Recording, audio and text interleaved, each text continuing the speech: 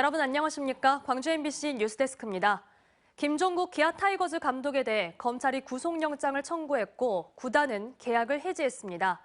지난해 장정석 전 단장의 뒷돈 요구로 인한 해임 사태 이후 또다시 시즌을 앞두고 대형 악재가 터졌습니다. 송정근 기자의 보도입니다. 서울중앙지검이 김종국 기아 타이거즈 감독에 대해 배임 수재 등의 혐의로 구속영장을 청구했습니다. 검찰은 함께 영장이 청구된 장정석 전 단장의 선수 뒷돈 요구 사건을 조사하는 과정에서 김 감독의 혐의를 확인한 것으로 알려졌습니다. 김 감독에 대한 영장 실질 심사는 내일 열릴 예정입니다. 구단은 검찰 수사 결과와 상관없이 품위 손상 행위로 판단해 김종국 감독과의 계약 해지를 결정했습니다. 그러면서 최대한 빠른 시일 내에 후임 감독을 선임할 예정이라고 공식 발표했습니다. 지난해 시즌 개막 전 장정석 전 단장의 뒷돈 요구 파문으로 해임 조치 등 한 차례 홍역을 겪었던 기아가 또다시 대형 악재에 맞닥뜨렸습니다. 내일 떠나는 호주 전지훈련 캠프는 일단 진가병 수속 코치 체제로 진행할 계획이지만 팀 전력 구상과 방향성을 결정해야 하는 중요한 시기에 감독의 사법 리스크로 인한 내상은 클 수밖에 없고 선수단 동요 등 내부 혼란도 다잡아야 하는 어려운 숙제도 맡게 됐습니다. 선수단 동요가 1도 없다고 하면 그거는 거짓말이겠지만 그래도 그 부분을 최소화하기 위해서 노력을 분명히 할 거고. 특히 지난 시즌 통합 우승을 한 LG의 대항마로서 탄탄한 전력을 갖춰 올 시즌에 대한 기대가 어느 해보다 높았던 터라 팬들이 느끼는 실망과 우려 역시 인기 구단인 기아가 감당해야 할 몫입니다. 프로야구 42년 역사상 사령탑 없이 전지훈련을 떠나는 초유의 사태를 맞은 기아 구단. 흐트러진 분위기를 추스려 시즌 준비를 해야 하는 풀기 어려운 숙제에 맞닥뜨리게 됐습니다. MBC 뉴스 송정근입니다. 한국수력원자력이 수명이 다 돼가는 한빛원전 1, 2호기의 수명 연장을 추진하고 있는데요. 이에 대한 주민 의견 수렴 절차가 지난주 우여곡절 끝에 시작됐습니다. 한수원이 공람 절차를 진행하지 않는 영광군을 상대로 행정소송을 내자 시작된 건데요. 하지만 주민들의 반발이 여전한 상태여서 갈등은 언제든지 불거질 수 있습니다. 현재 이 상황을 임지은 기자가 취재했습니다. 한빛원전 1, 2호기의 추가 가동이 주변에 어떤 영향을 미치는지 분석하는 방사선 환경영향평가서. 영광군이 지난 25일부터 이 평가서에 대해 주민들의 의견을 모으는 공람 절차를 시작했습니다. 군청과 읍면사무소에서는 이렇게 주민들이 직접 와서 볼 수 있도록 방사선 환경영향평가서의 초안과 요약본 등이 비치돼 있습니다. 공람은 원전 수명을 늘리기 위해 한국수력원자원이 반드시 밟아야 하는 절차 중 첫 단계입니다. 하지만 영광군의 공람 절차가 시작되기까지는 우여곡절을 겪었습니다. 한빛원전 인근의 4개 자치단체인 전남 영광군과 한평군, 전북 부안군과 고창군이 영향평가서 내용이 주민들이 이해하기에 지나치게 어렵다며 지난해 10월 공람 절차를 보류한 겁니다. 지역 주민이 이해할 수 있도록 작성을 하라고 한 부분이 있습니다. 지역 주민들이 전혀 알아들을 수 없고 이해할 수도 없는 그러한 내용이거든요. 급기야 한수원이 지난 17일 이들 4개 자치단체들을 상대로 행정소송을 냈는데 이 가운데 영광군이 공람 보류 결정을 철회하고 절차를 시작했습니다. 4개 자치단체 중에서 영광군만 공람 절차를 재개한 겁니다. 불복 신청을 할 수 있는 기간이 90일입니다.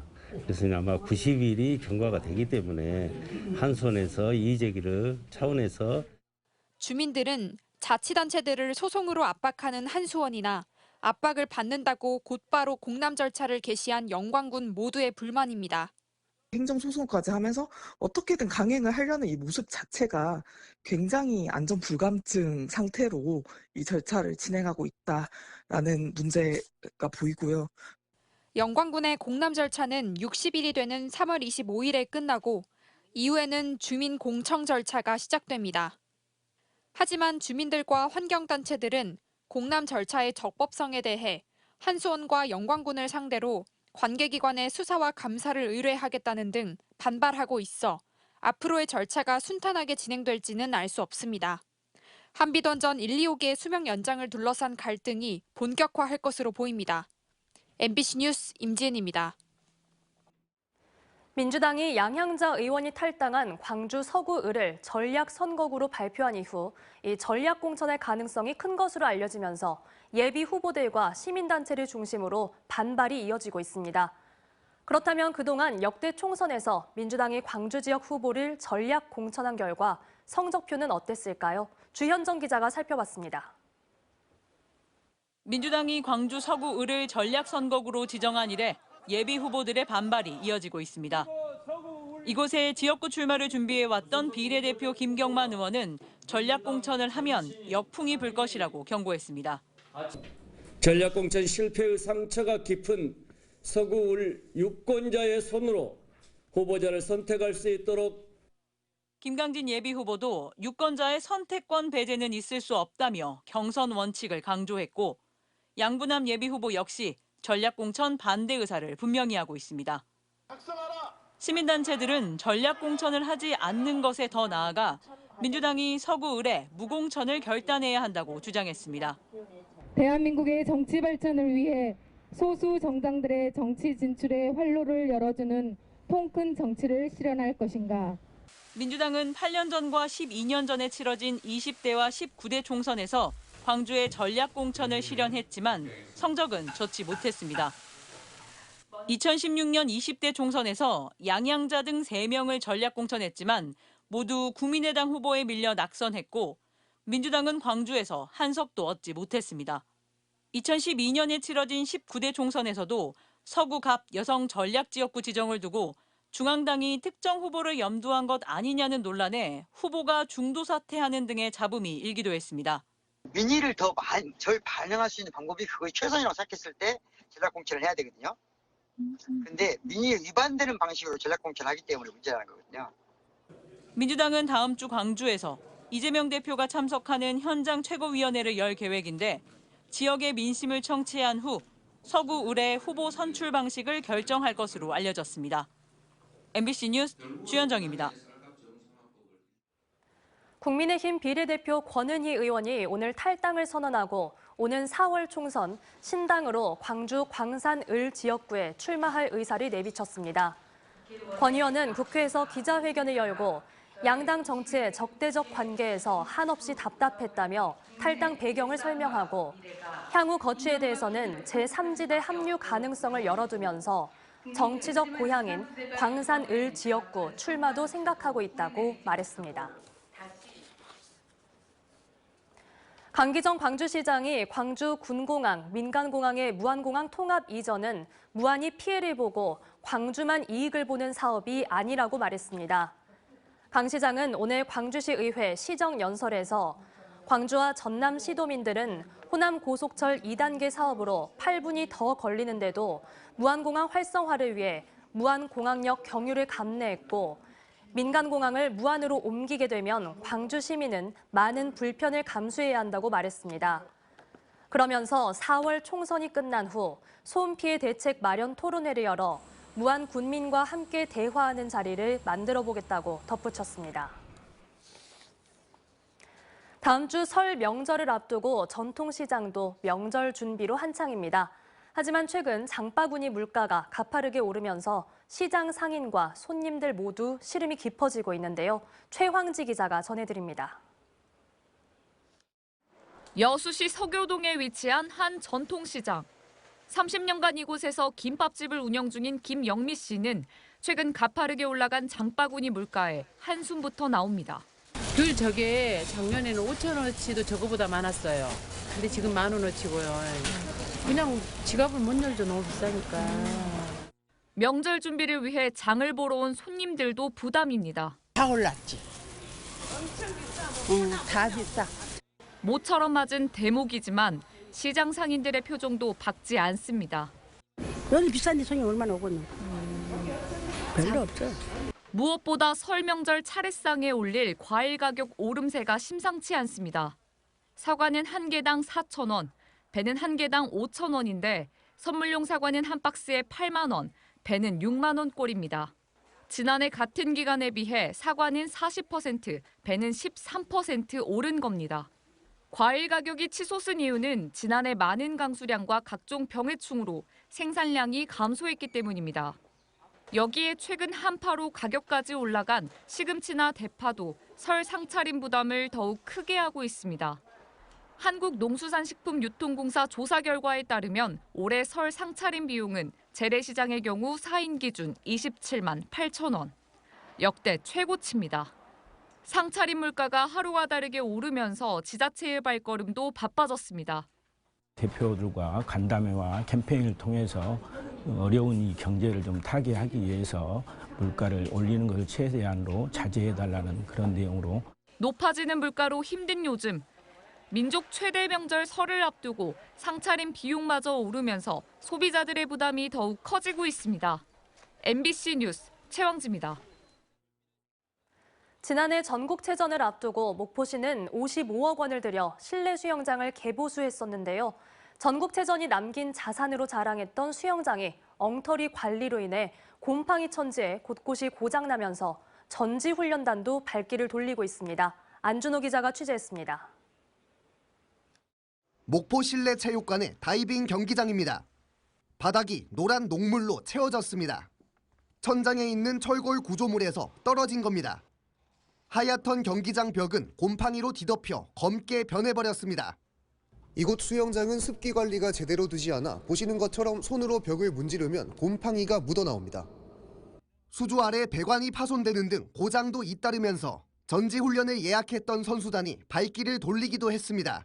가다가 수영장 훈련을 못한다고 원래 조수를 한 개가 이렇게 바로 고장나는 상황이 거의 없긴 없는데 하루 평균 200여 명의 시민들이 이용하는 일반 수영장 역시 관리는 엉망입니다. 벽에는 검은 곰팡이가 가득하고 천장에서 떨어진 녹물은 그대로 수영장 물속으로 들어갑니다. 지난해 전국체전을 앞두고 55억 원을 들여 개보수 공사를 진행했던 목포시. 정작 경기장 습기를 관리하는 공조시설 개보수는 전문가들의 요청에도 불구하고 공사 내역에서 빠졌습니다.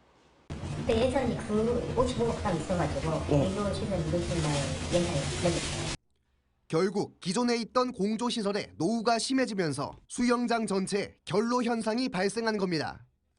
수영장의 공조시설은 오랫동안 사용하지 않은 듯 온갖 쓰레기와 녹물로 뒤덮여 있습니다. 진행이 그게 이제 오래되다 보니까 진행 역할을 못한 건 그 대책을 마련해서 조치해야죠 당연히. 경기는 지킬 수 있도록 해야 되지 않겠습니까? 전국체전을 계기로 실내 수영장 등 지역의 스포츠 자산을 남긴 것을 자랑해온 목포시. 행사가 끝나자마자 뒷전이 돼버린 엉터리 관리에 얼마 남지 않은 전국 소년체전은 물론 시민들의 건강까지 우려되고 있습니다. MBC 뉴스 안준호입니다.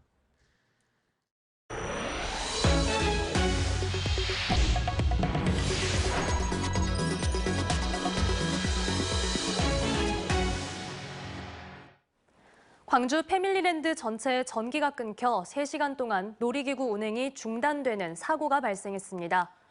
광주 패밀리랜드에 따르면 오늘 오후 1시쯤 광주 패밀리랜드와 우치공원에 전기가 끊겨 이용객들이 3시간가량 놀이기구를 이용하지 못하는 불편을 겪었습니다.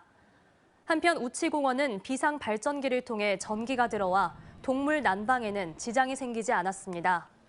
한전은 패밀리랜드에 들어오는 고압 전력을 측정하는 내부 설비 고장으로 정전이 발생한 것으로 보고 정확한 원인을 조사하고 있습니다. 기아차 광주 공장을 미래차 국가산단으로 이전해 광주 미래자동차 산업의 근본 구조를 재편하자는 주장이 나왔습니다.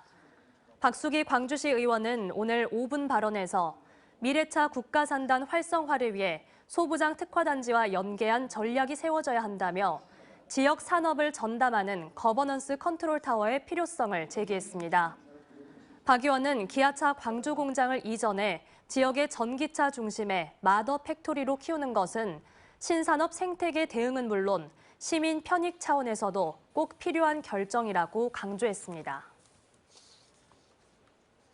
광주시의 중앙공원 1지구 조건부 선분양 방식에 대해 지역 시민단체가 환영의 입장을 밝히면서도 초과 이익의 철저한 환수를 강조했습니다. 광주 경실련은 오늘 성명서를 통해 강기정 광주시장의 중앙공원 1지구에 대한 조건부 선분양을 환영한다면서도 선분양에 따른 공공기여금과 초과 이익 환수, 또 금융비용 절감액 등을 모두 환수해야 한다고 강조했습니다. 이에 앞서 강기정 광주시장은 중앙공원 1지구가 후분양에서 선분양으로 전환하기 위해서는 이익금이 100% 환수돼야 협상을 시작할 수 있다고 밝힌 바 있습니다. 한 차례 무산됐던 광주시의 쓰레기 소각시설 부지 재공모에 7곳이 신청했습니다.